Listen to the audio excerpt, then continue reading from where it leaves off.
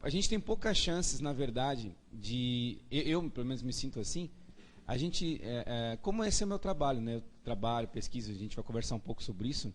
Só que a gente não tem tantos espaços assim para a gente poder falar assim dessas coisas, das metodologias que a gente usa, das pesquisas que a gente faz. Então, às vezes, a gente sente assim, a gente fala mais fora daqui, a gente vai mais para outros lugares falar, apresentar trabalhos, coisa parecida, do que necessariamente a gente consegue falar aqui. E o Erlon ele tem um poder agregador muito grande, vocês conhecem ele, você sabe, o Erlon ele tem um poder de agregar, né? A gente tem algumas figuras assim que são muito importantes no intuito sempre de chamar as pessoas para agregar grupos, para poder conversar e fazer isso coletivamente. E o Erlon tem um dom natural para isso, assim, né? Que é um dom de agregar as pessoas para aprenderem junto e tal, assim. Então, para começar, eu quero agradecer muito a ti, sim, porque tu é muito bom, velho, nessas coisas aí. Bom, e depois, pessoal, queria, antes de eu me apresentar, que eu vou falar aí algumas coisas, mas basicamente assim, e queria que vocês também se apresentassem, mas basicamente o que eu pensei com o Erlon assim, para que a gente pudesse assim, estruturar o nosso dia de hoje. Nosso dia de hoje ele teria basicamente assim 3 momentos, porque o Erlon falou que era necessário a gente também estruturar alguma coisa um pouco mais teórica. Em outras palavras, eu teria que falar um tempo mais assim, porque está sendo gravado, né? Nesse sentido ali de depois ser codificado e tudo mais. Gramatório didático. Então, que é uma preocupação muito relevante, né? Porque a gente bebe muito pouco daquilo que a gente produz, né? Então, às vezes, essa preocupação de sistematizar o que a gente vai produzindo é importante. Então, assim, a ideia é eu falar um pouquinho mais agora, assim. Se vocês têm um pouquinho de paciência de escutar um pouco teoricamente, eu pensei em torno de 40 minutos, 1 hora, estruturar um pouco mais teoricamente, assim. Mas, para não ficar tão chato, eu vou fazer isso a partir de 3 pesquisas que eu desenvolvi e continuo desenvolvendo nessa área de memória, para a gente poder ir tecendo e tal. Depois a gente abre para perguntas, debates, conversas, curiosidades e enfim. E na parte da tarde, e também interesses que possivelmente vocês também têm na área, né, para a gente poder compartilhar, porque eu penso que todos vocês também estão nesse mesmo barco, né? E na parte da tarde, então, a gente pensou uma coisa mais lúdica, assim, né? A gente fazer uma oficina mesmo, a gente fazer uma oficina sob essa perspectiva da criação de pesquisa com questão da memória. Então, a ideia é fazermos uma oficina juntos aqui, aí uma coisa mais lúdica e também mais interativa, assim, na parte da tarde. Até porque sábado de tarde, se não for assim, né? A gente também... Então, seria um pouco mais assim na parte da tarde. Mas, de certa maneira, ainda exercitando o nosso debate, mas de uma maneira um pouco mais interativa, mais assim, vamos dizer, lúdica. Então, deixa só a gente ir se apresentando aqui. Claro que a gente vai ter tempo, o dia inteiro a gente vai conversar muito, né? Então a gente vai ter bastante tempo para se apresentar. Mas para eu entender, assim, nós somos um grupo de 30 e poucos, né, aqui, né? Aqui do IFE é a metade, mais ou menos, é isso? São 16 em torno, assim, mais da metade, mais da metade. E são em torno de 20 e poucas pessoas do IFE, então. Só para eu entender, quem é que é aluno aqui do IFE? Aluno. Legal. Vocês são alunos de que curso? Computação, licenciatura? Oi? Vocês 4 são? Joia. Bacana.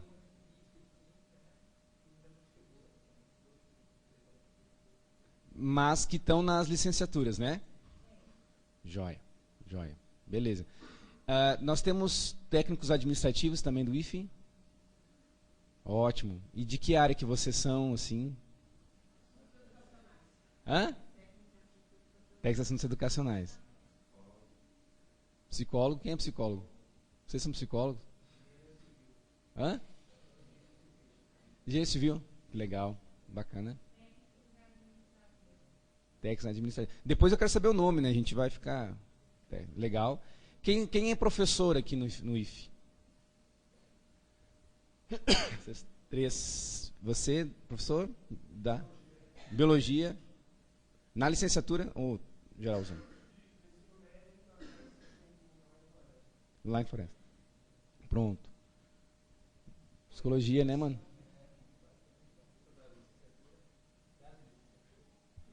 Beleza. Pedagogia, né?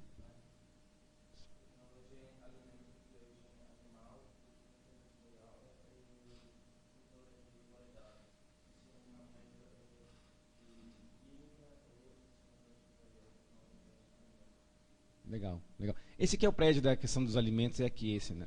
Aqui é química. É que eu me perdi bastante para chegar aqui, então tem um pessoal da filosofia chamado situacionistas que trabalha com a ideia do Flaner. Depois a gente vai conversar um pouco isso, que tem um conceito de que é impossível você conhecer uma cidade. Para você conhecer uma cidade, você precisa se perder nela, né? Então eu acho que o grande objetivo das nossas instituições, a Univasso é igual, é não botar a sinalização para a gente se perder e daí assim a gente acaba conhecendo. Deve ser por isso que a gente vai. Bom, então do IF são esse povo aqui, bacana. Da Univasf, temos também... São... Uhum. Joia. Ah, que bacana, né? Karine, né? Joia. Então, tem 3, mas tem mais alguns, né? Também, não? O Afonso tá também.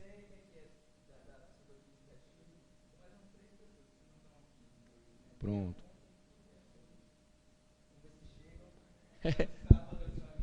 É. Só foi na festa ontem também, tava. É. Eu fui ontem. Foi difícil. Uma experiência que deixa pra lá. Mas foi uma experiência antropológica interessante. Não, foi legal. Deu pra dançar forró assim um pouco, mas foi difícil. Pronto. Mas não fiquei muito tempo que tinha hoje aqui, mas fui. Muito bem. Então, todo mundo, somos nós aqui esse grupo, né? Assim, nossas tribos são essas, assim. Beleza. Então, deixa eu me apresentar também nisso, e daí a gente vai conversando. E embora tenha essa preocupação que eu estruturei um pouquinho para falar, eu acho que o pessoal aí, a gente é autorizado a interromper, pode? Não sei se pode. Pode, então vocês podem interromper e a gente conversar a respeito nesse sentido. Então, pessoal, eu sou gaúcho, eu sou gaúcho de Porto Alegre, e eu sou professor. Eu tenho 34 anos, eu sou professor há 17 anos, né? E a minha primeira formação, a formação mais importante, foi na Pastoral da Juventude da Igreja Católica.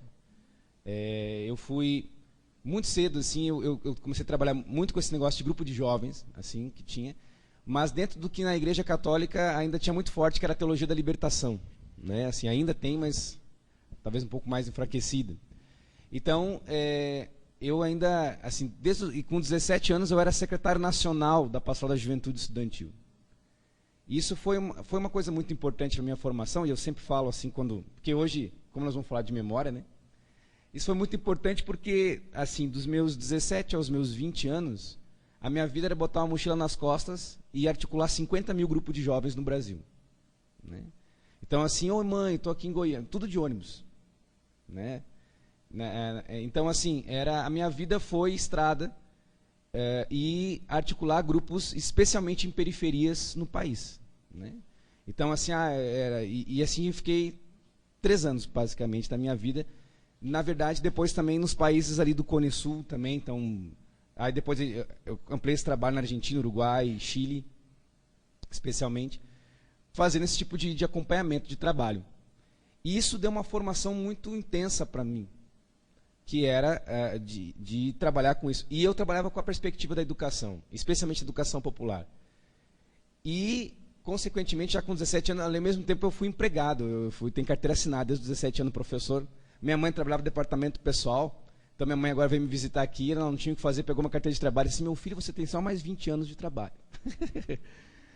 Então, esse trabalho, que era um trabalho de luta pela educação muito jovem, visitando comunidades populares na América Latina, especialmente no Brasil, isso foi muito importante na minha formação. E fez com que o meu primeiro curso, na verdade, fosse o curso de pedagogia, na Universidade Federal do Rio Grande do Sul. Curso que eu jamais consegui concluir por questões óbvias de nunca parar. Mas essa ambiência, agora eu estou defendendo a tese de doutorado na Federal do Rio Grande do Sul, em educação, então eu voltei para casa para terminar o que eu não tinha conseguido terminar. E essa vivência no país foi uma coisa muito importante para mim. E geralmente ficar em comunidades, né? Então, assim, em assentamentos e comunidades das mais variadas possíveis, assim. e junto com isso, eu também comecei a fazer psicologia, depois quando minha vida, a partir dos 20 anos, aí quando eu fiquei um pouco mais situado no Rio Grande do Sul, assim, mais lá, então daí eu consegui fazer um curso de psicologia, que na verdade durou quase 8 anos para conseguir fazer, porque a psicologia eu fiz na parte, meu curso era noturno, né? Eu dava aula durante o dia e fazia o curso durante a noite.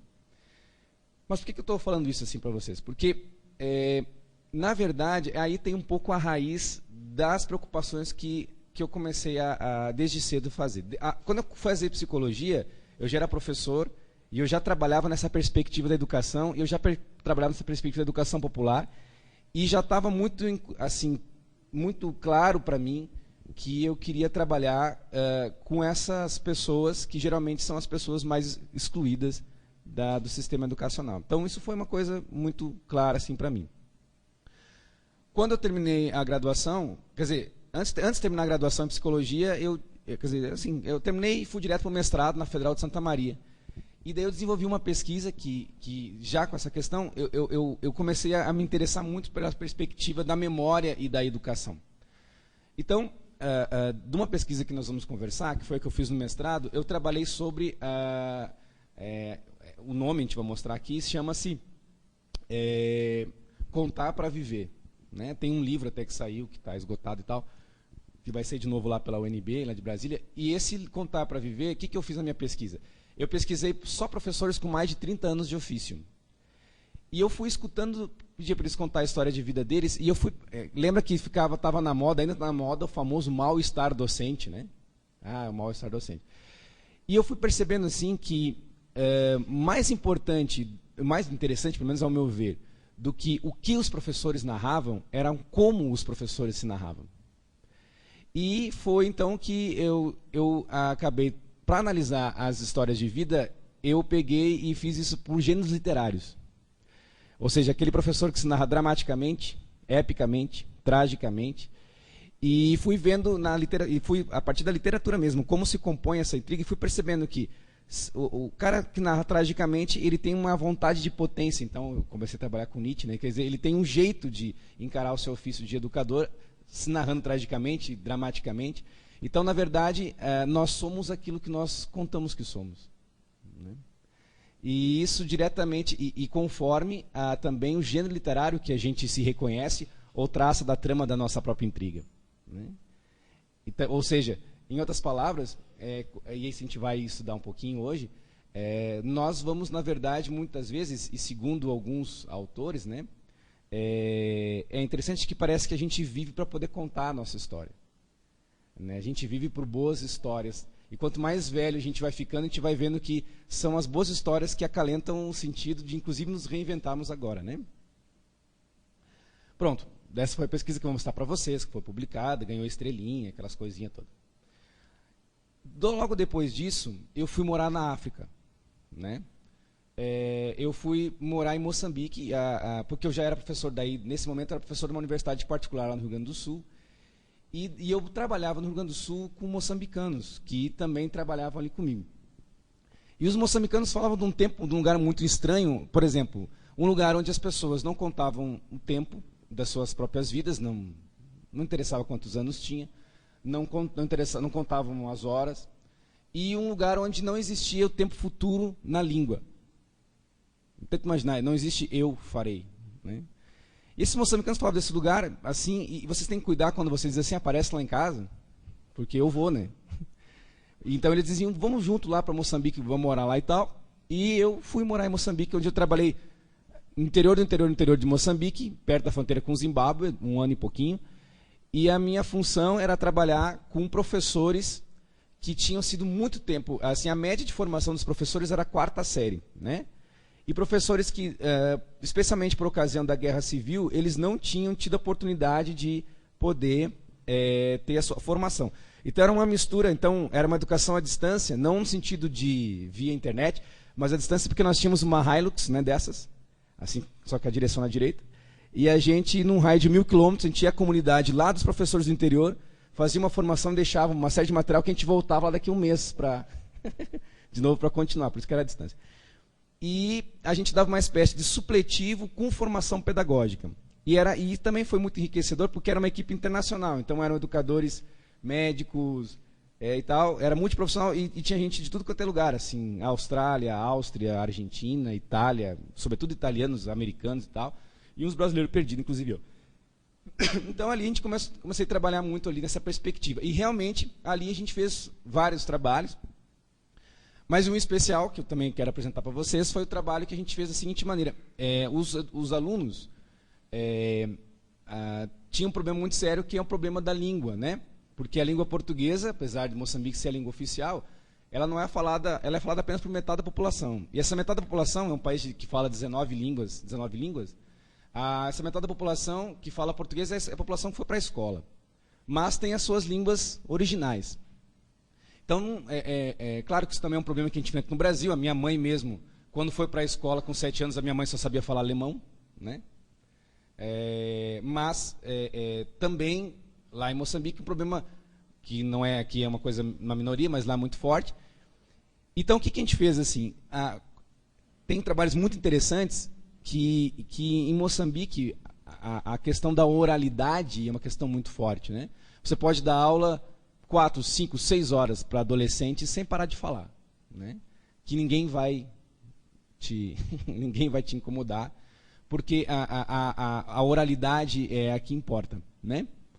E então a gente fez e toda a questão tem um trabalho muito interessante de um senhor chamado Antônio Braço, que é um moçambicano, que ele estuda, por exemplo, a perspectiva dos rituais de iniciação e das histórias tradicionais que são contadas nesses rituais e em volta da fogueira, como, na verdade, um currículo essencial da educação em Moçambique, porque nós sabemos muito bem que a educação não acontece só na escola, né? A escola é uma invenção artificial, né, que a gente inventou para dar conta de uma sociedade mais complexificada, mas que, na verdade, os rituais educativos eles continuam existindo, não só em Moçambique, muito para além da escola. E ele estuda isso. Então, o que a gente fez? A gente fez lá na língua Indal, essa história que a gente ouve do pai, da mãe para a gente, se chama engano. Então, a gente fez um concurso, na verdade, um concurso que virou um livro dos estudantes, que eles tinham que escrever qual engano era mais significativo para eles.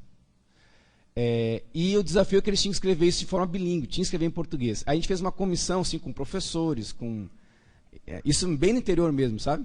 A gente conseguiu um patrocínio no Brasil, e daí os 20 melhores contos virou um livro, que foi publicado aqui e foi publicado lá. E os autores são eles. Então isso é uma coisa que foi muito forte, assim, muito empoderadora deles. Empoderador até no sentido de conseguir emprego, conseguir e tal. E foi o primeiro livro que a gente saiba que foi na língua Indal, né? A partir dessa coleta dessas histórias tradicionais, narradas de geração em geração e que dão sentido e significado para aquele modo de vida daqueles jovens ali daquela região. Quando eu voltei da África, de Moçambique, eu não queria voltar, entendeu? De jeito nenhum. Foi uma coisa muito complicada para mim, porque eu realmente vivi uma experiência muito intensa lá. Daí eu voltei por questões familiares e tal. E daí, logo em seguida, foi que eu entrei no doutorado lá da Federal do Rio Grande do Sul para estudar Moçambique, né? Eu queria... Porque, por exemplo, assim, a pergunta que eu entrei no doutorado era a seguinte: qual a perspectiva de esperança que os educadores tradicionais em Moçambique têm se eles não existem nem na língua deles o tempo futuro? O que é esperança para um professor que tem ideia de porvir, mas não tem para a gente vai chegar nessa questão, uma perspectiva como a gente faz de futuro. Essa coisa, meu filho, você vai para a escola para ser alguém na vida, não é assim? Para que a gente aprende isso, professor? A gente aprende isso, mas um dia tu vai entender para que serve, né? Então, como é que... também não sei direito, mas um dia tu vai entender, e eu também devo entender um dia para que serve. Então, a perspectiva era isso. Só que daí eu passei lá também com estrelinha e tal, lá no doutorado na Federal do Rio Grande do Sul, com esse projeto de pesquisa. Só que daí a minha orientadora, só que também de 96 até 2003, eu fui professor do ensino médio, né? Lá em Porto Alegre. Nesse, né, meio tempo aí. E eu tive uma mania, e daí eu tinha um material que eu não tinha, assim, na minha... Para isso que serve os orientadores, né? Agora que eu sou orientador de TCC, essas coisas, eu fico lembrando disso, né? Orientadores servem para, às vezes, nos desorientar, no sentido de desnortear, né? Quer dizer, ou dessulhar, como preferirem, né? Ao seu, sei lá, ponto cardeal preferido.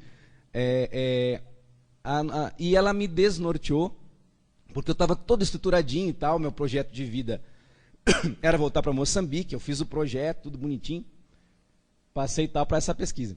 Foi daí que ela me lembrou que eu tinha um material, rapaz, eu tinha uma mania, porque é o seguinte, deixa eu contar esse outro caso para vocês, porque assim, no ano 2000 o mundo ia acabar, você lembra disso?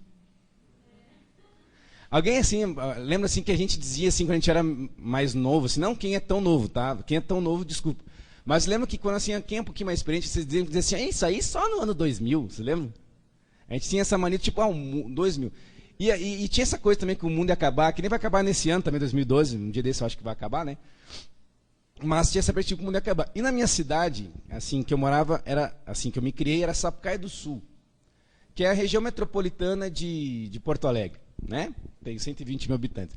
Então, lá, além do zoológico e muito assalto, assim, não tem muita notícia na minha cidade. Só que no ano de 1970 o pessoal fez uma praça nova. Essas coisas só no interior, que nem, né, época de eleição, coisa que nunca acontece aqui também, assim, o prefeito vai, inventa novas obras, aquela coisa. Aí ele fez uma praça. E nessa praça ele fez uma cápsula do tempo. Ele pegou uma caixa e mandou as pessoas colocarem coisas nessa caixa, a serem abertas só no ano 2000. Aí no ano 2000, rapaz, sabe essa... Como é que é o nome do jornal mesmo? GR, essa que dá o meio-dia, como é que chama aqui mesmo? Nunca vi direito aqui. Hã? GRTV, né? Lá é Jornal do Almoço, mas é o mesmo formato, aquele Jornal do Almoço regional. Então, minha cidade nunca aparece, tá? Bota assim, tipo, sei lá, Lagoa Grande, entendeu? Tipo, nunca aparece muito, assim. Então, a minha cidade também era assim, apareceu. E foi um acontecimento. Por quê? Porque iam abrir a cápsula do tempo. Ao vivo, rapaz. Todo o estado do Rio Grande do Sul, para ver a cápsula do tempo, aquela curiosidade. Quando abriram, maior decepção, fizeram mal a tal da caixa, e tudo que tinha dentro se dissolveu. E daí foi uma frustração. Aí, por essa besteira, essas coisas meio intuitivas, que não são besteira, eu cheguei para os meus alunos e comecei a brincar essa coisa da cápsula do tempo, e eu comecei, desde o ano 2000, a fazer uma história que era assim. Os meus alunos do ensino médio tinham a seguinte questão. Eles escreviam era uma aula, como a gente pode até fazer aqui, se vocês quiserem. Eu já fiz isso com mais de 1.000 pessoas, com certeza. É assim, nós estamos aqui nessa sala. Nós vamos combinar que a nossa aula vai durar 5 anos. O que a gente faz? Vocês vão ganhar um papel, né, eles ganharam um papel, um envelope, levavam para casa e podiam colocar uma carta para eles mesmos, com o que mais quisesse colocar dentro desse envelope, lacrava, colocava o endereço, e a gente fazia um ritual e colocava isso dentro da caixa, numa caixa de papelão. Minha mulher sempre adorou aquele monte de caixa de papelão em casa. 5 anos depois, o meu compromisso era mandar pelo correio essa carta, e eles, se mudassem, tem que me avisar. Eles recebem a carta, que é sempre uma coisa assim, um pouco intempestiva, né? Você recebe uma carta de você para você mesmo, de 5 anos antes. Tenta imaginar assim, você com 14 receber com 19, você com 15 receber com 20, porque era a idade deles, 17 para 22, 18 para 23. E logo depois de ler, você era livre, podia mandar um e-mail, uma carta me dizendo como foi tu conversar contigo mesmo de 5 anos antes. E daí a gente se encontrava na mesma sala que a gente fez a dinâmica 5 anos depois para conversar como é que foi fazer isso. E eu fiz isso sistematicamente em 2005, né? Desde 2000, eu fui fazendo isso. Então, 2005, 2006, 2006. E quando eu morei na África, eu mandava, era muito estranho, porque eu mandava de Moçambique. Então a pessoa recebia uma carta, Moçambique. Olhava, era ele para ele mesmo. Era, né? Às vezes, teve um tempo que eu fiquei na África do Sul e tal, tipo, o cara recebia assim, tipo, sou da África, né? Aí era ele para ele mesmo, era um negócio, daí lembrava do que tinha feito. Mas o que acabou acontecendo? Que eu comecei a catalogar, porque não parece mais só um cara organizado, eu comecei a catalogar todas essas reações, eu tenho todas elas, todos os e-mails e as cartas que eles me mandaram. E começou a reunir um material muito interessante. Porque quem é professor sabe que uma coisa é quando você encontra um aluno anos depois, né? E ele diz para você como é que está. Outra coisa é eu tenho catalogado mais ou menos assim, desses meus alunos, uns 400 e pouco, eles 5 anos depois, às vezes 10 anos depois, e a gente tem esse acompanhamento. Quando a professora viu isso, ela enlouqueceu. E o meu doutorado, que eu vou defender agora, eu acho daqui a um mês, é sobre isso. É a duração da educação. Eu trabalho, na verdade, no meu doutorado, é assim, tá bom, mas o que fica disso, da educação mesmo? E o que é interessante é que, assim, se eu tenho um arquivo aqui, vocês podem levar, porque é tudo autorizado por eles e tal, se vocês forem ver, não há, todos os participantes, nunca houve, porque eu sempre só digo assim, olha, me diz um e-mail como foi tu conversar contigo mesmo. Eu não digo converse sobre a escola, o que foi importante para ti, não tem nada disso. Cara, é só isso, o que foi? Nunca houve uma citação de um conteúdo. Tal conteúdo foi muito importante porque hoje eu faço medicina. Mesmo das minhas aulas. Professora, tal conteúdo e tal. Agora, é quase 100%, o que vocês acham que eles dizem da escola? Que importa para a vida deles hoje?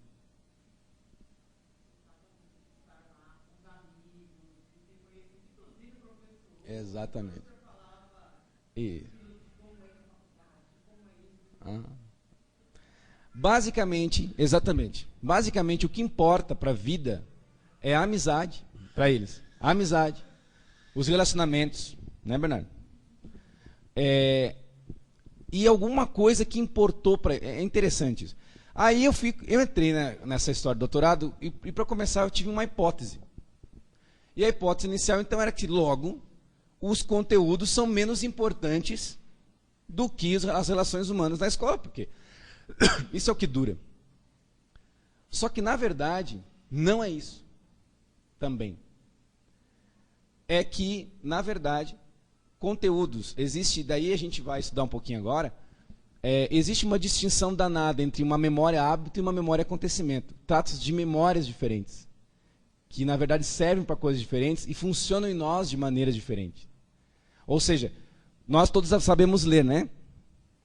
Mas a memória hábito, por exemplo, existem algumas coisas que a gente aprende e que se tornam tão constitutivas da gente, não é espontaneamente, ninguém nasce sabendo ler, nasce sabendo andar de bicicleta. Mas quando você aprende uma coisa, né, e se torna hábito, você, quando está lendo, não lembra todo o tempo que aquilo ali você te ensinaram, né? Se torna parte de você. Andar de bicicleta, você não fica todo o tempo lembrando, né? Dirigir, né? Então, na verdade, é injusto a gente dizer que os conteúdos são menos importantes. Na verdade, os conteúdos, ao se tornarem hábito, eles não são um acontecimento, porque o que fica é o acontecimento. E para poder estudar isso, então, que é essa terceira pesquisa, que eu terminei de desenvolver agora, o que é interessante a gente perceber é que isso já é uma coisa que é discutida pelo menos desde o século IV, com Plotino. E daí agora eu queria começar então a falar um pouquinho mais teoricamente disso. Ou seja, então rapidamente assim um pouquinho de por que eu cheguei nessas 3 pesquisas e tal. A gente desenvolveu outras coisas. A gente lançou agora um livro aí que a gente fez no Mali, na África, no ano passado. Tem um trabalho que a gente faz com essa perspectiva da troca de olhares dos Brasis, das Áfricas e dos Brasis daqui, de lá. Então tem outras coisas que a gente faz. Mas eu queria selecionar esses 3 para a gente poder conversar um pouquinho mais teoricamente. Deu para sacar, então, pessoal, de onde é que foi essa história assim? Então, minha vida profissional em 10 minutos. Bom, tá, mas só para terminar a história, dessa história, como é que eu vim parar na Univasf, mas em 30 segundos? Eu entrei no doutorado, minha orientadora me disse para eu fazer isso, aí eu fiquei lá um ano de aluno doutorado, assim, padrão, todas as disciplinas e tal, lá no Rio Grande do Sul. Aí eu fui convidado para trabalhar no Ministério da Educação em Brasília, como assessor da OEI, da Organização Ibero-Americana, né, de Educação. Aí eu trabalhei no Ministério da Educação. Nesse tempo, eu teve um concurso aqui. Tempos depois eu fui chamado para cá e eu estou aqui há 2 anos e meio na Univasf, onde eu dou a mesma disciplina que o Erlon. Resumindo, é isso aí. O recurso, pessoal, das histórias orais, tem uma associação brasileira, né, de história oral e história de vida. Ela é uma metodologia que é utilizada no mundo todo e é muito utilizada também pelo pessoal da história, né? Numa perspectiva que é assim, ó, vamos supor, ela também pode ser uma metodologia complementar do historiador. Vou dar um exemplo assim. Você está estudando aqui Sobradinho, que foi inundado, né? Então, você é historiador, tem uma análise documental que você pode fazer, mas para complementar essa análise documental, que muita coisa se perdeu, você entrevista, né, para coletar e complementar esses dados. Bom, mas essa é uma das utilizações da história oral e história de vida. Mas a história oral e história de vida ela também pode ser utilizada como um único recurso metodológico, né? Numa outra perspectiva, que é uma perspectiva que eu dei exemplo de 3 pesquisas aqui, uma perspectiva que, na verdade, se torna muito mais qualitativa e muito mais dessa perspectiva de ouvir a história do outro do que necessariamente a gente trazer isso como um dado para poder inferir outras coisas. Aí tem uma coisa que eu descobri esses tempos muito importante. Assim, dos grandes objetivos que a gente pode dizer da ciência, ou talvez o grande objetivo da ciência, é a gente chegar no que a gente chama de verdade, né? Encontrar a verdade. Lembra que a gente estudava isso, né? Embora seja provisória, né? Aquilo que a gente sempre... Você busca a verdade. E esses dias eu descobri uma coisa muito importante, estudando um pouco de... Não é assim muito assim estudar Heidegger, mas esses dias eu estava estudando um pouquinho de Heidegger. Porque no meu doutorado, o que é interessante é o seguinte, não sou eu que escrevo só o doutorado. Quem escreve meu doutorado comigo são 40 desses jovens. Tem um capítulo, vou mostrar para vocês, que é escrito por esses 40 jovens. Eles se autoanalisam, né? É uma obra polifônica. Assim. Então é um cara que hoje tem de tudo. Padeiro, adestrador de cães, filósofo, psicólogo, tem de tudo. E esses caras, que são uma turma que, não pegar todo mundo, eu peguei uma turma de 2003, que foi a turma que se encontrou em 2008, eles se inscrevem. E eu vou mostrar para vocês isso daqui a pouquinho. E uma dessas pessoas, eu aprendi essa coisa do Heidegger, porque uma das meninas, ela está terminando o mestrado em filosofia na USP, e estuda Heidegger, uma dessas meninas. E ela fez uma inferência a partir do trabalho dela, que foi muito interessante. E depois ela me ajudou a eu estudar, né, Bernardo? Que foi essa coisa ela disse que o Heidegger tem um conceito interessante que chama de clareira. Já ouviram falar, não? O Heidegger, quando ele vai falar de... O que o Heidegger diz? Heidegger diz o seguinte, olha, tem uma coisa interessante assim.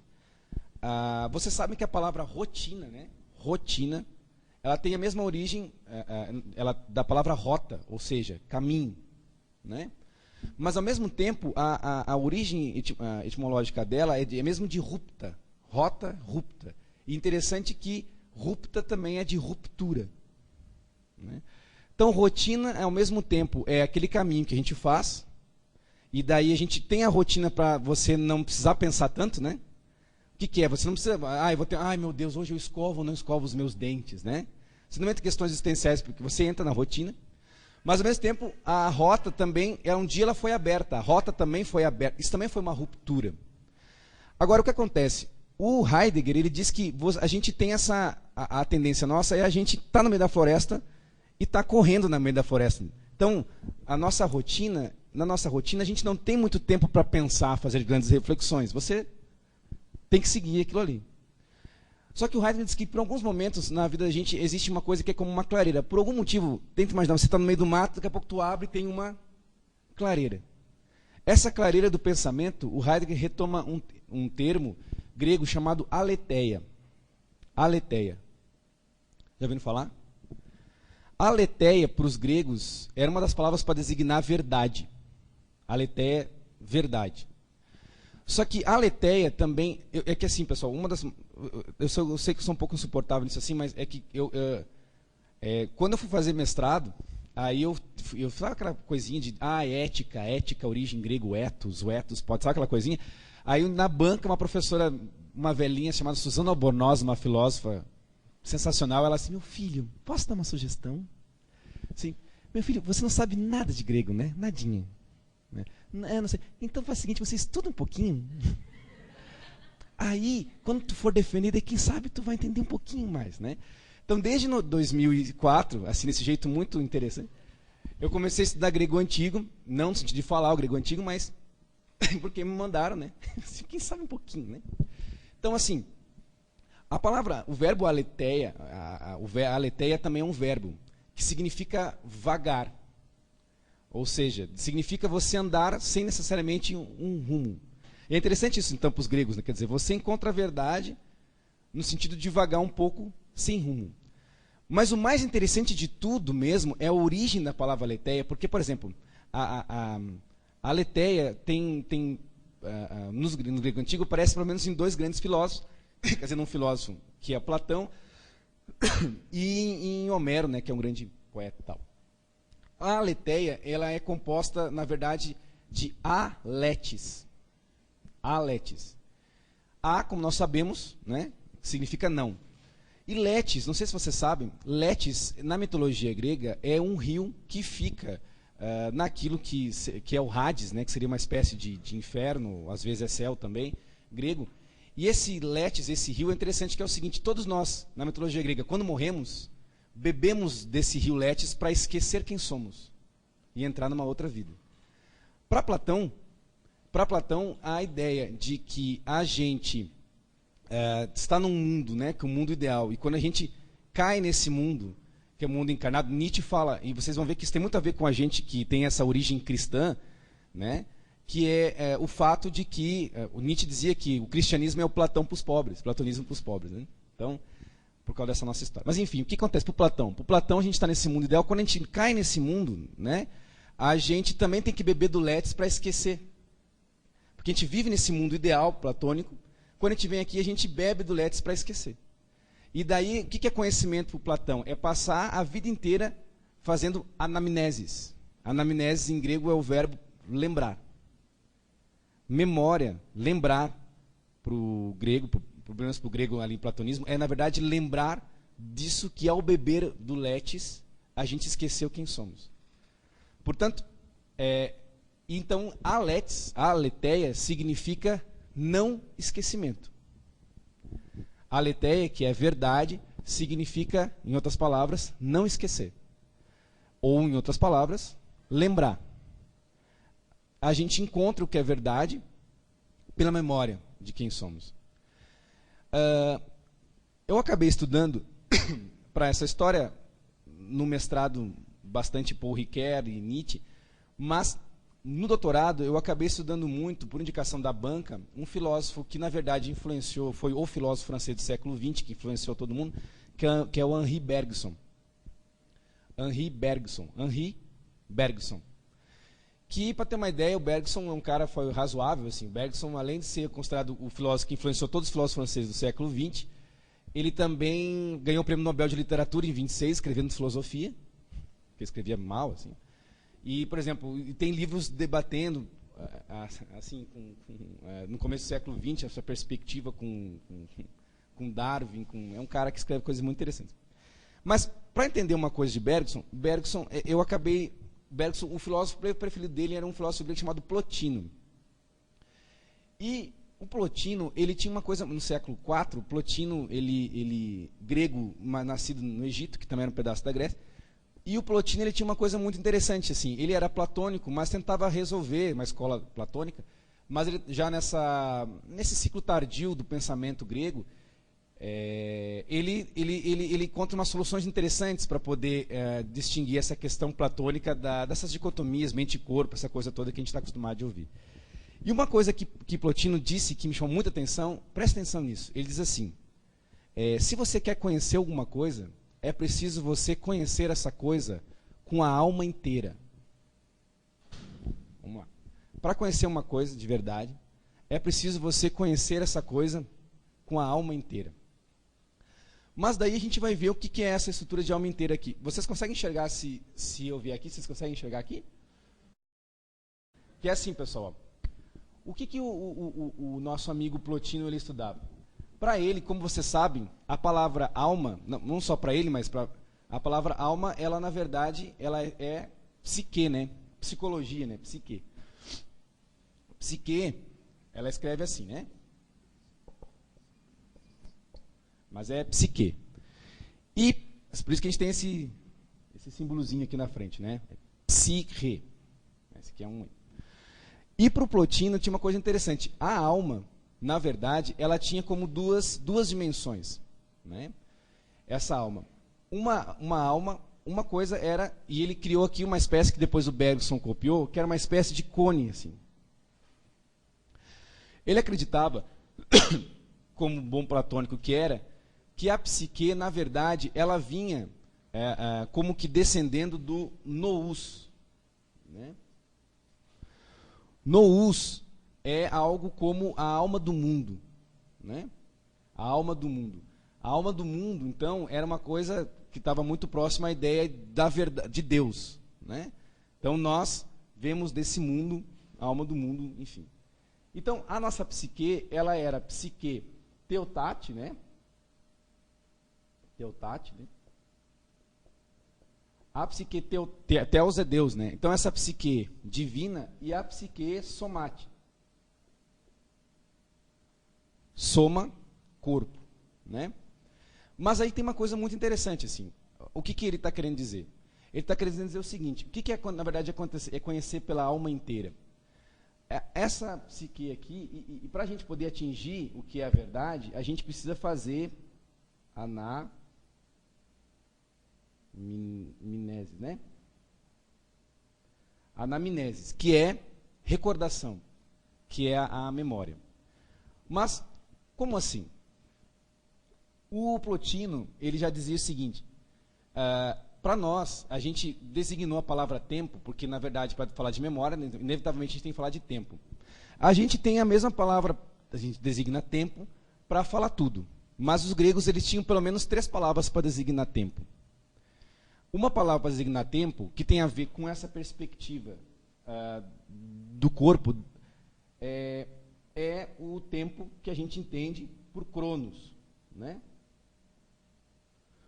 Cronos, né, cronômetro. Cronos é também um deus grego, né? Que ele devora aquilo, ele devora seus próprios filhos. Ou seja, ele devora aquilo que a gente mesmo produz. Então, o que acontece? É aquela sensação que a gente tem, o Cronos está relacionado dentro dessa perspectiva da relação do tempo com o espaço. Que parte dessa observação que a gente tem, né? Quer dizer, o do dia, né? Quer dizer, o dia tem 24 horas, quer dizer, essa perspectiva que o tempo passa. E o tempo passa para todo mundo e a gente tem essa necessidade de correr, porque senão a gente inventa. Vamos dar um exemplo assim. Vocês não inventaram fazer esse curso, né? Quando a gente inventa fazer esse curso, a gente tem que correr atrás dele, né? A gente tem que correr. Tudo que a gente inventa, a gente corre atrás daquilo que a gente inventou. Então, essa perspectiva do Cronos é um tempo que ele é um tempo mensurável. O relógio, que é uma invenção muito recente da humanidade, passa a ser, na verdade, essa mecanização dessa relação que a gente tem do tempo com o espaço. Mas os gregos também tinham ainda uma outra palavra para designar tempo, que as igrejas usam bastante, tal, às vezes de uma maneira um pouquinho equivocada, que é o kairos. Kairos, muita gente diz, é o tempo de Deus. Na verdade, para os gregos, pelo menos, não era. Kairos é o tempo cíclico. Kairos também era um nome em grego que se designava, por exemplo, estações do ano. Ou seja, são os grandes ciclos da vida. São os grandes ciclos. Eu posso não querer que anoiteça, mas vai anoitecer. Eu posso não querer que a primavera venha, mas ela vai acontecer. Né? São os grandes ciclos. Então, não existe um começo e um fim. São ciclos que nós passamos. São ciclos naturais daquilo que é vivo. Então, a tradução melhor do tempo kairótico é a ideia do tempo certo de cada coisa. Uma relação aqui muito importante é assim, por exemplo, a gente, pela observação, eu tenho um aplicativo lá no iPad que eu sei assim, exatamente, todo mundo sabe, hoje diz assim, olha, a primavera vai começar em tal dia, tal horário, porque é aquela hora que vai passar ali o aço naquele momento. Mas não necessariamente naquela hora que passar, a flor vai aparecer porque começou a primavera, por exemplo. Né? Nós sabemos, por exemplo, que vai chegar a adolescência, mas não é aos 12 anos, 34 dias e 7 horas que começa a adolescência. A adolescência, que também é uma invenção cultural, a gente sabe, mas ela é um ciclo vital. E não necessariamente está relacionado com o ciclo, com a perspectiva cronológica, que é muito mais linear de tempo. Né? E existe ainda um outro tempo, que é o tempo aion.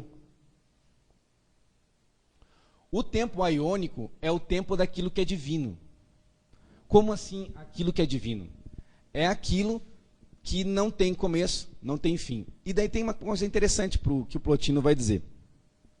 Essas 3 perspectivas de tempo, nós vivemos a todo momento.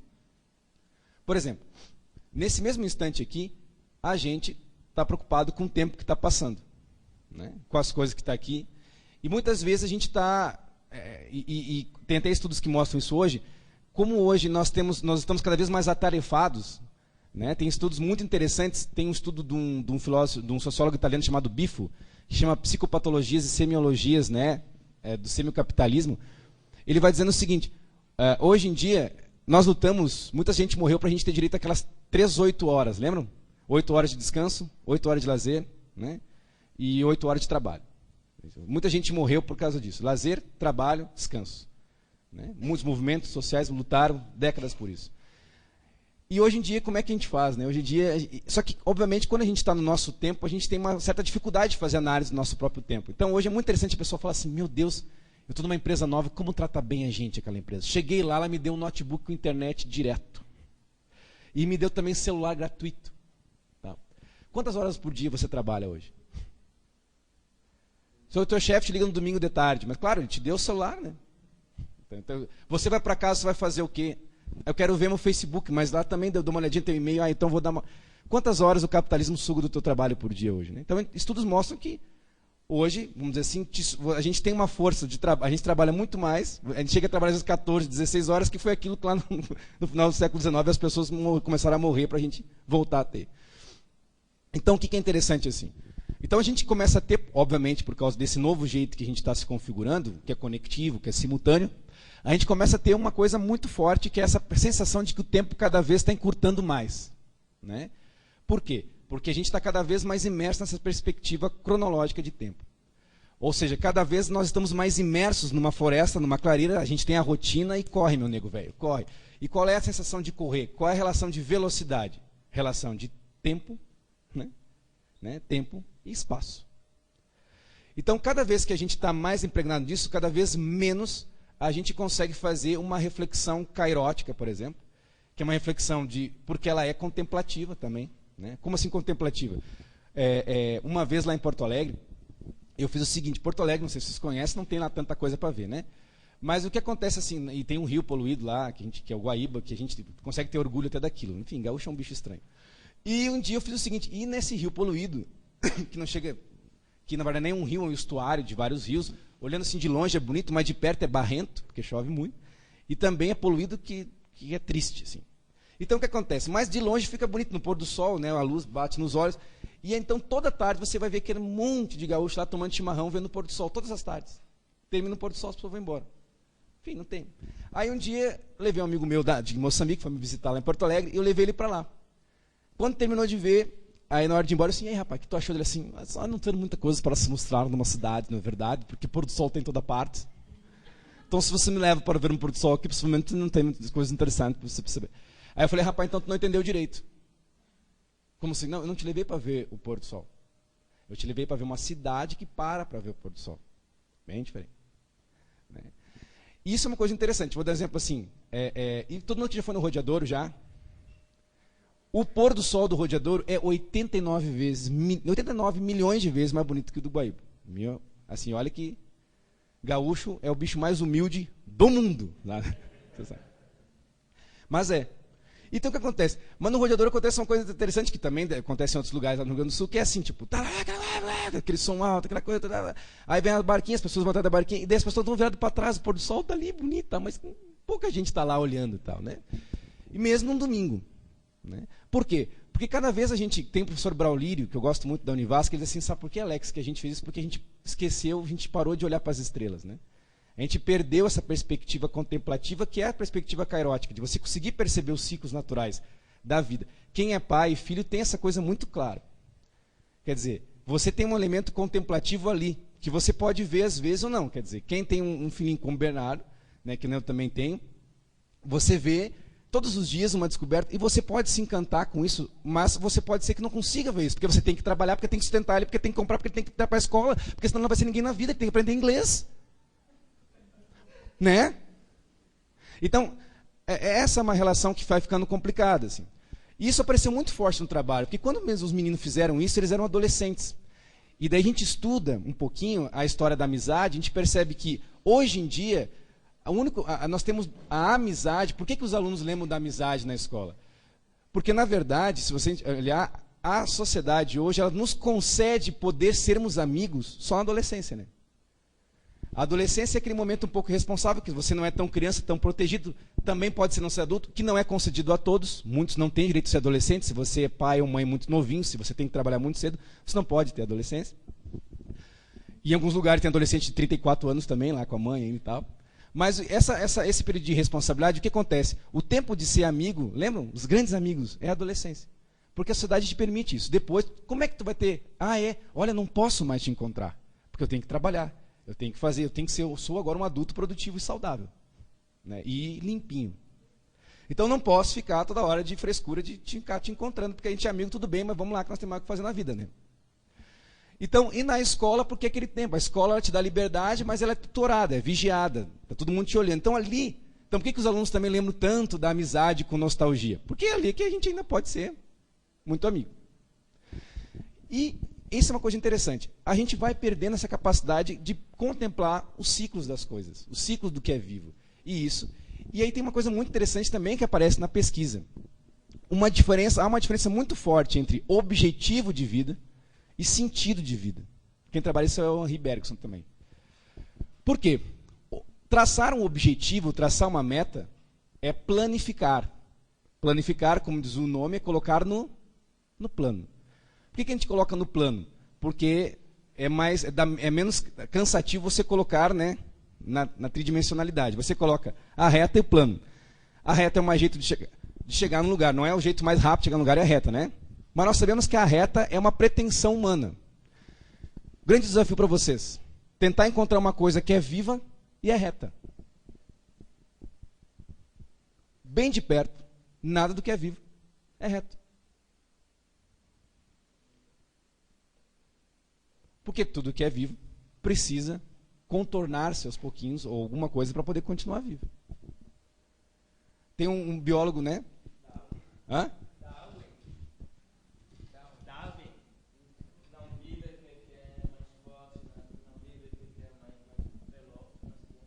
Se adapta. Darwin. Perfeito. Exatamente isso. Exatamente isso.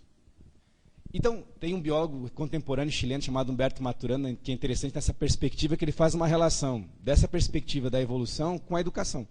Mas no sentido de que o ser humano, o ser vivo, para continuar vivo, ele faz isso analisando a retina dos olhos das salamandras. Para a gente continuar vivo, a gente precisa aprender. Né? E aprender para se adaptar. Então, tudo que é vivo, se está vivo, ainda está aprendendo. Se você parou de aprender, é sinal que logo, logo você vai morrer. Hã? Aí foi. Mas, para a gente não perder aqui o raciocínio, e para eu parar de falar porque o cara está aqui filmando, o que acontece então? A reta é essa pretensão humana. Né? E quando a gente traça objetivos de vida, que talvez seja uma coisa muito importante de termos eles, mas nós não encontramos necessariamente o sentido das coisas. O sentido das coisas ela é necessariamente contemplativo.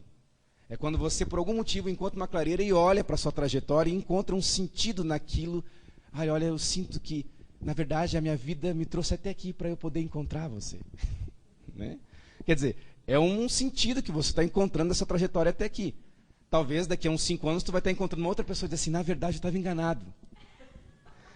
Eu achei que era, mas Deus é para encontrar você. Né? Então a gente vai encontrando os sentidos, ele nessa perspectiva, ele é um elemento muito mais contemplativo.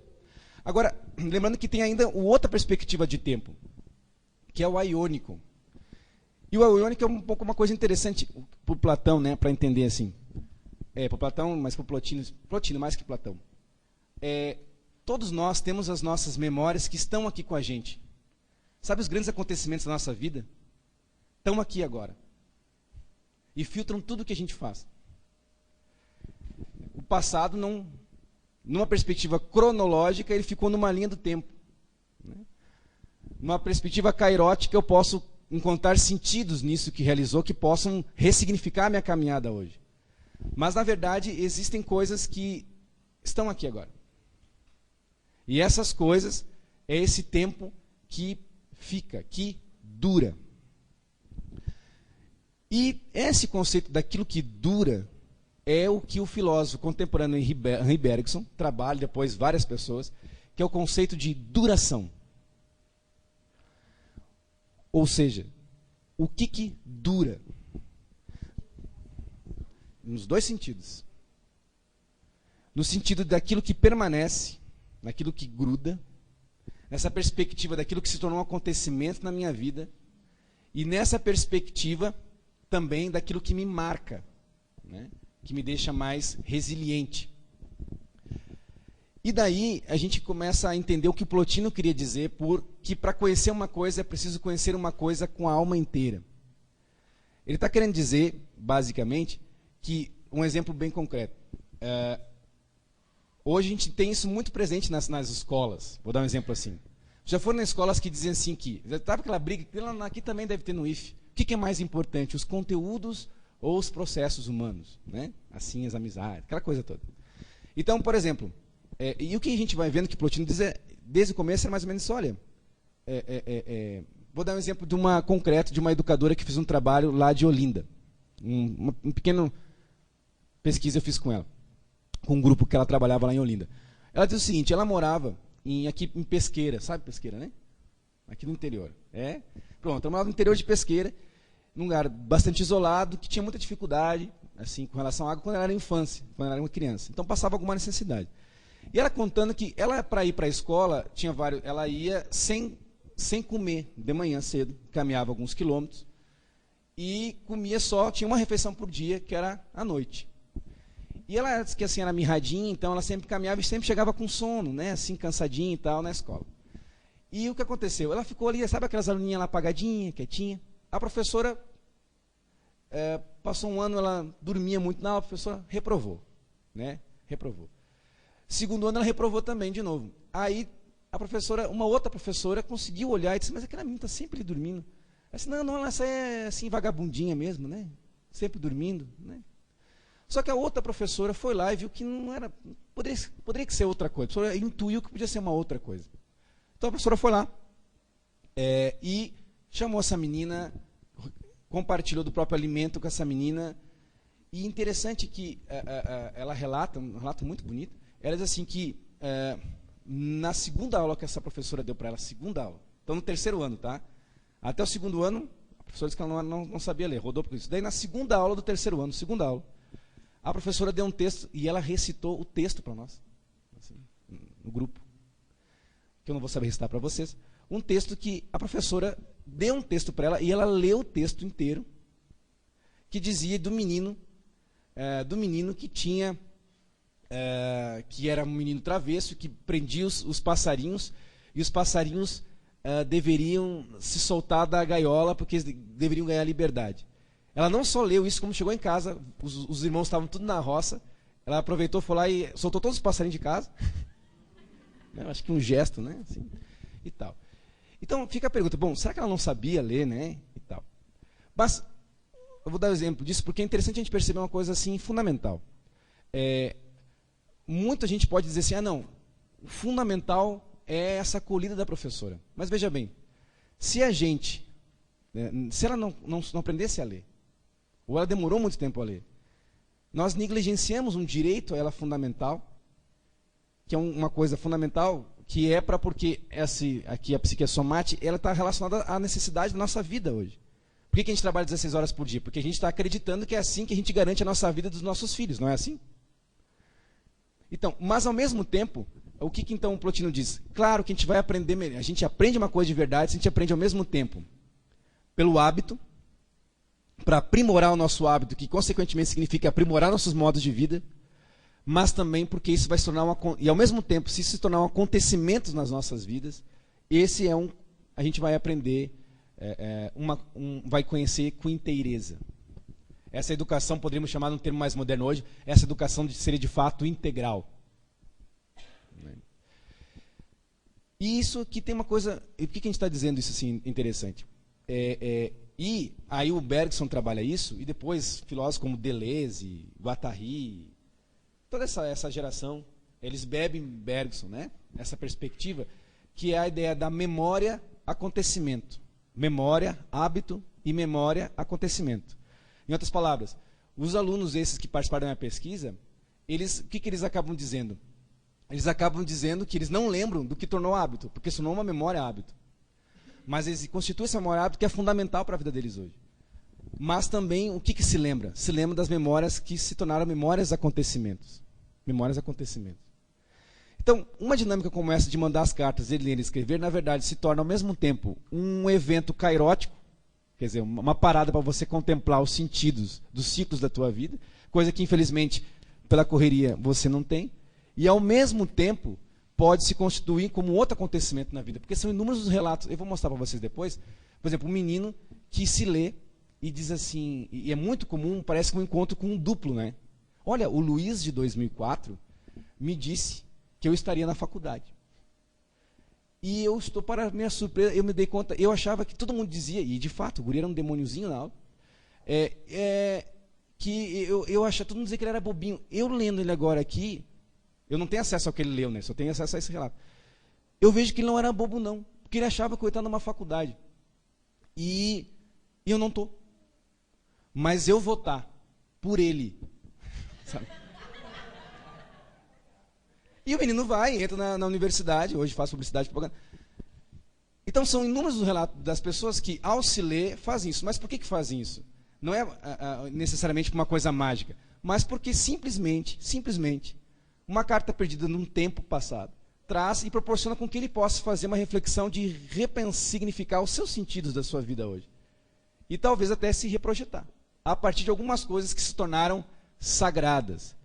Claro que, como diria Mário Quintana, a memória tem uma bela caixa de lápis de cor. A memória tem uma bela caixa de lápis de cor, né? Às vezes a gente gosta assim de dar aquela floreadinha na nossa memória. Mas já Walter Benjamin, que é um filósofo da década de 40, que fundamental na escola de Frankfurt, já dizia que a memória tem uma função épica. Aí ele fala a função épica da memória num texto belíssimo chamado Narrador, né? Você não vai fazer isso? Ah, não, eu vou, tenho que... Me disseram, tem que alongar. Não, tem que alongar. Não, e eu sou do colegiado de educação física, é o inferno, porque eu levei o tal do diagnóstico lá, os caras agora me prescreveram um monte de exercício, alongamento... E daí eu tenho que fazer essa coisa. Mas, tá, depois eu conto isso aí. Mas olha que interessante, então. A memória, óbvio que tem. Mas então, olha que interessante. Por uma perspectiva, então voltando lá, uma perspectiva do uso da história oral como mais um recurso para conseguir dados, para inferir análises históricas, é uma coisa. Mas a história oral, no nosso caso, nessas metodologias que eu estou falando para vocês, que são reconhecidas no mundo todo, na verdade, o que é interessante assim? Pouco importa se o que aconteceu foi a verdade verdadeira que realmente aconteceu. Quantas memórias nossas realmente aconteceram daquele jeito? Né? Quantas memórias nossas são que nossos pais disseram para a gente que eram, e a gente repete isso com fervor e passa a acreditar nisso numa fé basicamente religiosa. Assim. Nessa perspectiva da anamnese, a memória, pouco importa, na verdade, a real história que realmente aconteceu. Mas, na verdade, é aquilo que você acredita que realmente aconteceu. E é interessante a gente perceber que essas perspectivas de tempo, Cronos, Kairos e Aion, elas estão presentes, também a pesquisa mostrou que elas estão presentes em todo momento. Todo momento está acontecendo com a gente. Né? Não são momentos separados. Agora, não, agora nós vamos contemplar. Né? Vamos agora, aluninhos, contemplar. Né? Não, agora nós vamos escrever, agora é trabalho. Né? Agora vamos rezar, porque a única coisa que a gente acha que nos leva a coisa mais assim divina é rezar. Vamos rezar agora e rezar de um jeito só, né? Pai nosso, não, mas eu tenho uma religião. Não, isso é coisa do demônio, né? A religião é só essa que eu aprendi, né? Pronto, então o que acontece então, pessoal? Essa perspectiva do trabalho com a memória e a educação também é muito utilizado nessa perspectiva de memórias de vida de professores, né? Tem um menino aqui que fez um trabalho belíssimo, um aluno nosso da Univasf, que também é aluno de psicologia, que terminou agora o curso dele de jornalismo ali na UNEB, e eu tenho... Ah, não, está aqui, eu não trouxe o iPad. O trabalho de conclusão dele do curso é, na verdade, um documentário sobre uma história de vida de uma professora de Juazeiro, duas professoras de Juazeiro, que se confundem com a história da educação de Juazeiro. Bom, isso também faz parte dessa metodologia. Agora, na minha perspectiva, assim, o que eu trabalho, ele é um trabalho muito mais filosófico, né? Eu faço muito mais uma filosofia da educação do que uma psicologia da educação.